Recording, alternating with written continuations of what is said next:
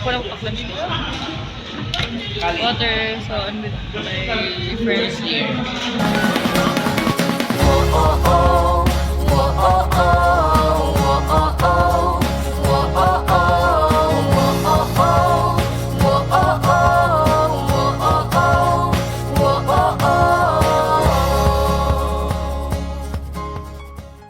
Hi again guys. Haggard ako pero gwapa pa. Nanay ko dito sa akong foster fam guys. Like, yeah, I decided to be here for a while kay sakit na yun akong tail guys. For the surrender na yun, sakit pa akong tiyan niya. And I decided not to join the festival. Sasayaw sa akong guys, wako tarong tulog. Like, orang no napamuta niya. Alimuot like, aris ako kay aircon man here. Oh. Okay guys, kapuyay siya guys. Wow, literal. Si Jasmine. Dili ka mga sa paredet. O yan ako. Dili na ako mo interview. Sakit akong tiyan. Sakit bito ako tiyan. Ikaw mag-umas niya. Arang iga nga. Niya matulog sa ako eh.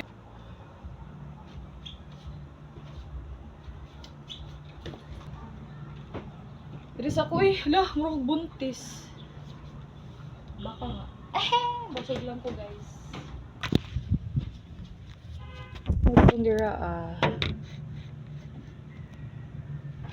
nice guys siya guys. Pero salamat. Safe ang akong phone. Here. Perfect. Hi everyone! Welcome to A Day in My Life as a delegate here at Diocesan Youth Congress 2025 Day 2! Day 2 siya. So, here's the charger. And, actually guys, morning ang room na mo. We're 3. Muna mong foster family. Nga balay sa foster. Basta mo na siya guys. Kasabot na mo kay Gikapoy ko. Actually guys, gikan mi na groupings, group 5 man ko. Gikan mi nang dito mi sa Chapel Santo Niño. Gikan mi nagfamusta. Familia. For I thought, ang among ifamusta is among family foster mo nang confident kay ko nagsandal-sandal. Dayo man day kaayo. Ang among ifamusta is kanang share sa ako kadali guys ha. Kami nga group 5 60 mi kapin inya. Nay grupo nga kanang magfamusta like mangumusta ana bitaw nga kumusta mo kati na may mga follow up question na may guide question ihatag sa inyong leader para i-question niyo sa pamilya. Napoy tas nga tigluto nya napoy tighinlo alay linis. Ya ako kay kasakit naman di akong tiil nagbaklay so I decided to part nga kanang magkumusta na since I'm a humsman tabian pud ko at the same time. So about to wala ko na expect nga layo pa rin sa chapel. Pero padulong mi do kami dayon tanan buswag nami kay kanang padulong nami sa among kumustahon nga pamilya nga kanang naglisod. Interviewon pa at the same time. Nakana ko may pag nag-alay-linis na lang ko kagamay ra pud sa chapel lang hinlo. Di pa maglakaw-lakaw sakit kay mo na guys kanang nagabagabaan na pud ko guys kay grabe ko ka playing safe. Sakit na kayo noon akong tiil. Himili man. So taas kay baklayo noon guys. But all in all that was really great. And it really makes my feet hurt a lot like ay buhay, but still thank you so much for this experience God. At the same time pero worth it. I'm gonna save my energy now, so and then sa moto guys no mag-ilis ako guys ha. Thank you so much guys for watching this video. I really appreciate it.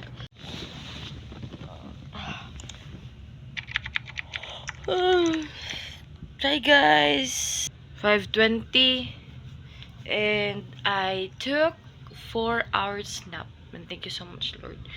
Thank God na okay na akong tiyan and arang na siya kay nakabawas na pud ko. Thank you so much Lord. Grabe ang dam ko guys. Ato lang pasigang suga here, but I guess it's too hayag man so Karagor ni. Kanina, after na ako nag-CR, I decided to write some journal, mga nahitabo, Kay isa pa na sa akong therapy guys nga mag-journal ko, maisa nga akong kibali murag ang akong mga negative na mga energy ma-transfer siya sa notebook sa na may mga belief ana mga fact. So feel ko ma-feel light ko whenever I'm done writing kay ma-share man ako tanan. Ang purpose pa nako na kay para for the following days mabasa na ko siya, ma-remember na ko, hala, oo, tama, ma-enjoy pud ko at the same time. And that's the perks of mag-journal. So, kamo, I bet you to do journal. Yes, itry na ninyo guys. Journal, so I'm happy this one nga. Siya kabag notebook. At the same time, i-review na ko study. I recommend for you to choose or use the pencil kay ano ma-erase raman siya dali. And you have to bring yan na siya kabaga guys ako nasulart. You have to bring also sharpener guys kay di ba? Pencil na siya nya kining diri sa pencil sa tumoy kay mura siya ma-pale then siya ang iyang color iyang quality so at least always bring your sharpener. And here is a Bible, something ang pinaka-importanting biyahe sa bagong ganahan ko magbasa ni guys kay ano kanang malingaw ko basa ni kay oh tanaw ra good na siya color so ako po di sa ko katao nga kanang malingaw kog study kung nagdepends na siya sa book sa quality sa book guys like ani sabi to ni mga color tas naman ni siya yung mga ani drawing I'm more on storybook guys. I'm more on coloring also the storybook kanang bitang mga black and white nga coloring book color so isa na sa akong therapy nga ma-enjoy ko. I am more on offline activities than social media. Yeah mo na challenge na ako galingon nga mohilom ko sa social media more than 1 month, mga 1 month and 10 days, like that. May na-issue na galit, di ko nga na-bonchage ko, but let them be. Hindi naman ako nagpapa-apekto niyan. Because it's not true. It's just my bill. So guys, gutom-gutom na pag ko gamay. Maulaw mo ko muna og dito, magkaon na ko. Ako po na i-decide is mga pikog ka na Milo o kining na may mga slice bread adto. Motor siya guys. Say hi Maloy. Sa ako na siyang friend si Maloy. Hi Maloy! You're part of the DYC. Karon guys, you're not ako guys.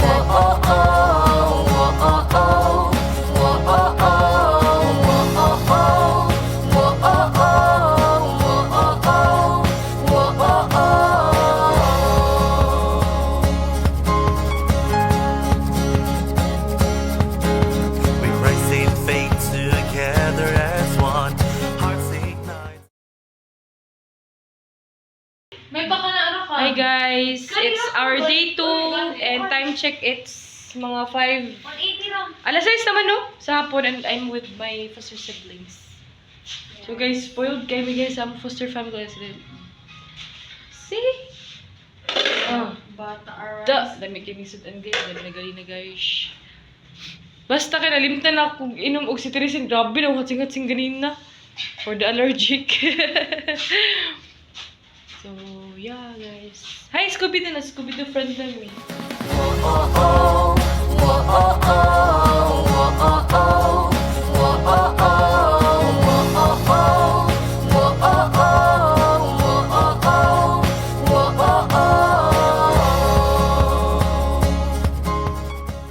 Hi guys, again live update. I'm sa Katagil guys with my foster siblings. Pangtol kami guys. Hi po guys. Jasmine and Yan. Yan ay vlog, tapos mo siyang choir. Under ang mga tao. Do I look good?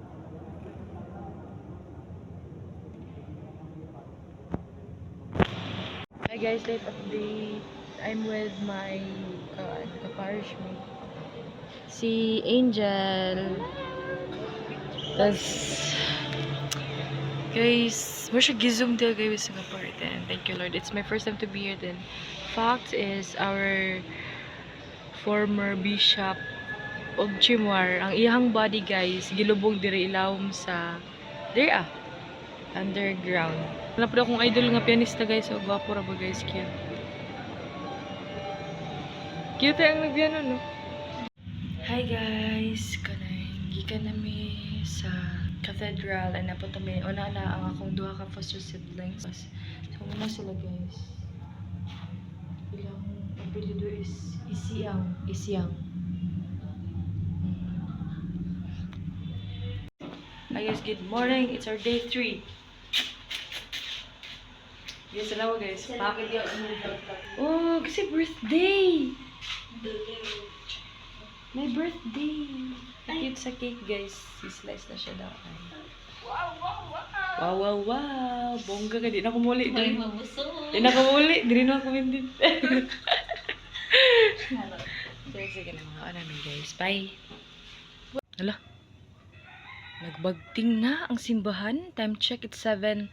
Almost 8 na. Karon 8 a.m. And ang misa is 8:30 na dira. We're done with our breakfast na. And now, pag yung kahilang uso, gabi, kusog kayong ulan guys. Then nag-brown out. Our day 3 na. Ugma na dayon. Saying goodbye na. Like, di pa ko kauliun kay murag na love na ako ni nga place. Look. Super bonggag mga pagmata ni mo na pangaan na mo manang foster family like.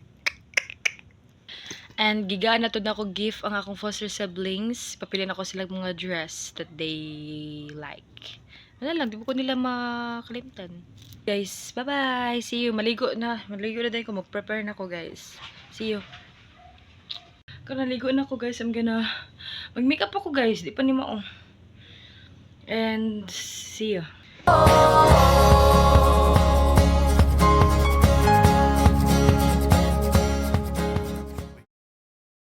Guys, here's the final look.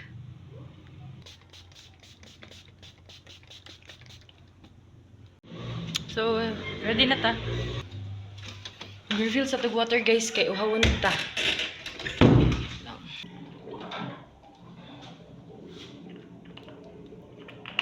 Okay guys, time check is 8:35 na.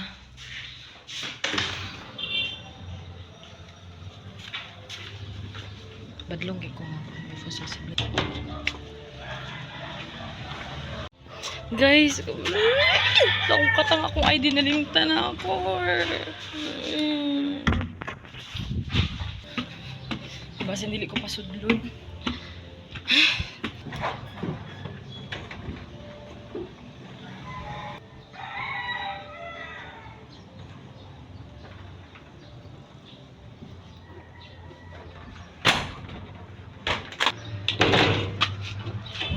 Run! Bye-bye na guys!